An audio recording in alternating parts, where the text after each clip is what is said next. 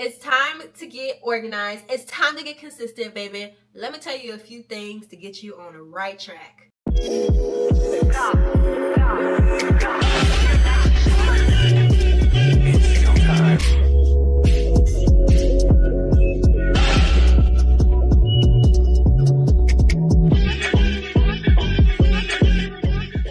So it's the new year.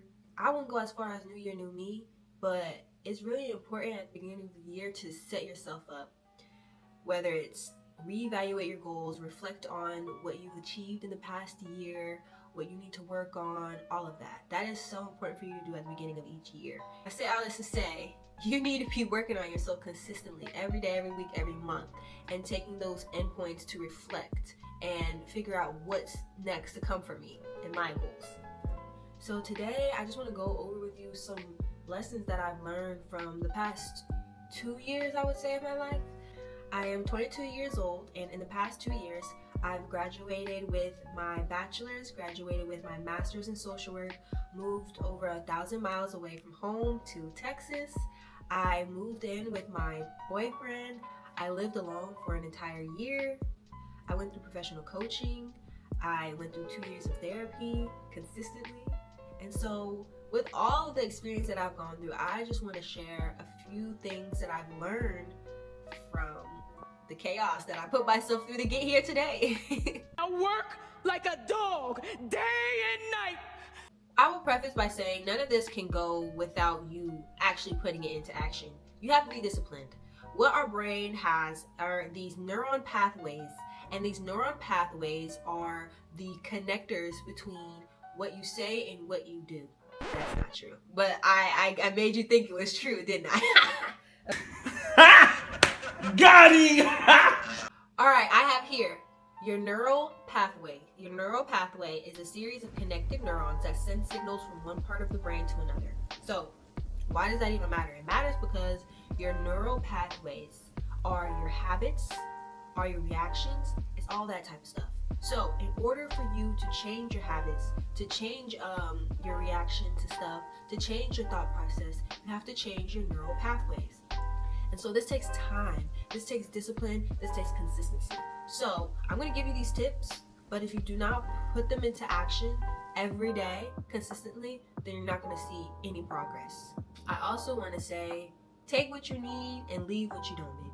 Take what you need and leave what you don't. So get your pen and paper ready because it's about to get real. It's about to get real.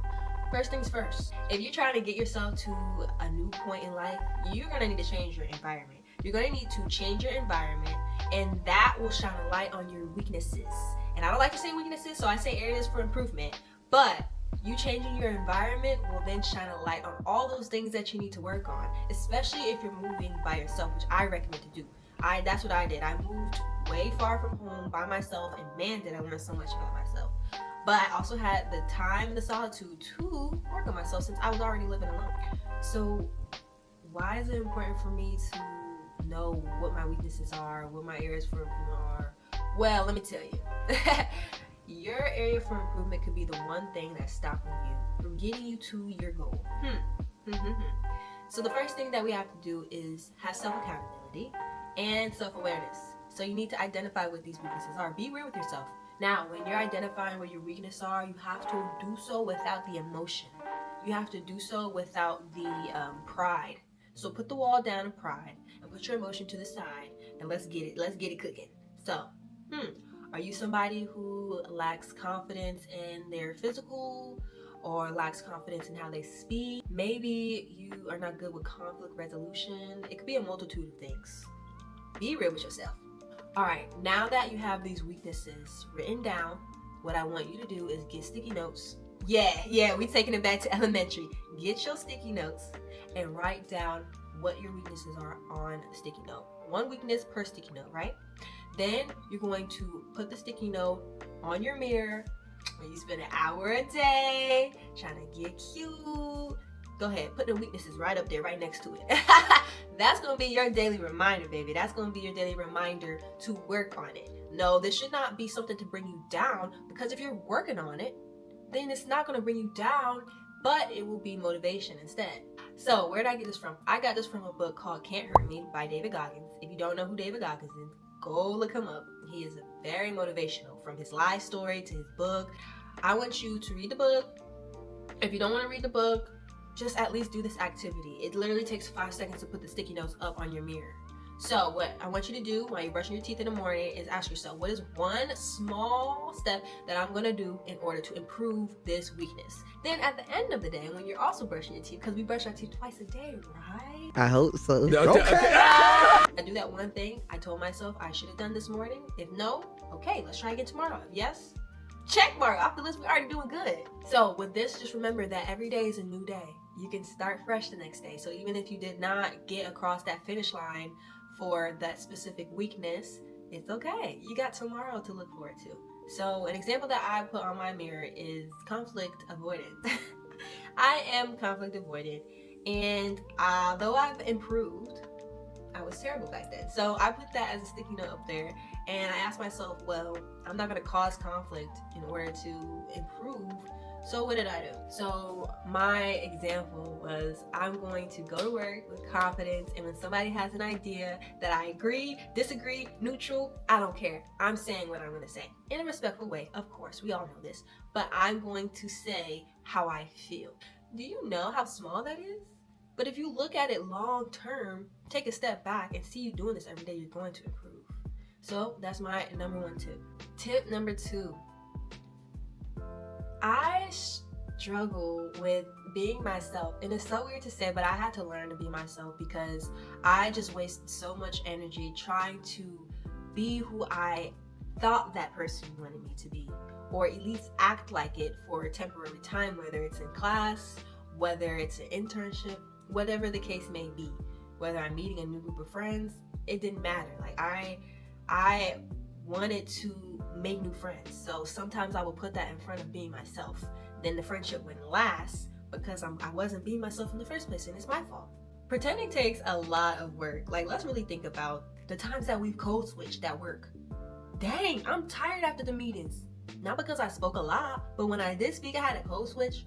And then with my body language, my professionalism, that's not just my natural self. So I had to code switch, and I had to act professional. And so that takes energy. So that goes along with anything, whether you're in a social setting, whether you're in a professional setting, the way you speak, the way you act, the way you react. All that is taking energy up if you are not acting like yourself. Yes, it takes energy to just be here, to speak in general, but if you're speaking like someone different than who you are, it's gonna take more energy because you have to think. You have to think, okay, how am I gonna say this? Okay, let me not laugh too much longer because they're gonna think it's weird. Now, once you're able to be yourself and just relax, then you will notice other things. First of all, you'll notice that people will like some of the quirks that you don't like. I say to test it out, give it a shot, show something a little quirky about you. So an example could be at work or in class or in a social setting. Just share a random fact about yourself. Don't make it awkward, but share something random about yourself and see how you feel. Don't wait to see how they respond, because we don't care. We don't care. Let me tell you something. Wait to see how you feel. You know what I'm saying? Also, if the people who you're telling this fact to respond disrespectfully, causing you to feel some type of way, you don't need to be around those people if you can help it. But at the end of the day, you are going to be feeling released, hopefully, because that's what happened to me. I felt more relieved. I felt more relieved when I just did something quirky, did something to show I'm human. And I made new friends by doing so.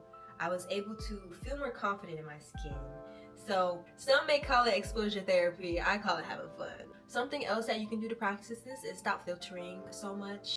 I don't know who I'm speaking to. I hope I'm speaking to the right people right now when I say this. But don't filter too much. If you are the type of person to filter everything you say, what? And filter means a thought comes to your mind. You overthink. Should I say this or not? When you overthink, gives you every reason not to say it, so you don't say it. That's what filtering means. And if you're on the other end of the spectrum where you feel like you don't filter enough, here's something that you could ask yourself in order to know if this is appropriate or not. I watched a TED Talk by Lovey Ajayi Jones. And she said, you need to ask yourself these 4 questions before speaking. If you feel like the opinion is rude, disrespectful, any of those things, if you feel iffy about it, ask yourself these things. She came up with 3. I added 1. So her 3 were, do I mean it? Can I defend it? Am I saying it respectfully? And I would add, does it align with your faith and values? So those 4 questions are really good to use when you were like, I don't think I should say this because it might get under their skin. Just ask yourself those 4 questions. And if they check the box, then that's your cue to say it. Go for it, babe. The last thing I want to say about this is that people will follow. Once you're showing your big energy, once you're being you don't care what nobody gotta say, you're just all jolly. Baby, people will follow you. People will swarm you. I'm telling you, like, it is the best opposite of insect repellent. I couldn't think of an analogy right now, but baby. Child. Anyway, so Tip number 3, baby. This is the last tip I'm gonna give y'all. Hope your hand's not too tired from doing all that writing. I am in my 20s, and almost the number 1 thing I hear is, how am I able to balance all of this in 24 hours, 7 days out the week? How am I supposed to work out, be able to eat healthy, have enough time to do my side hustle, while also excelling in my main job? Someone tell me, how is that possible? And then they want to talk about you need to give yourself time to rest.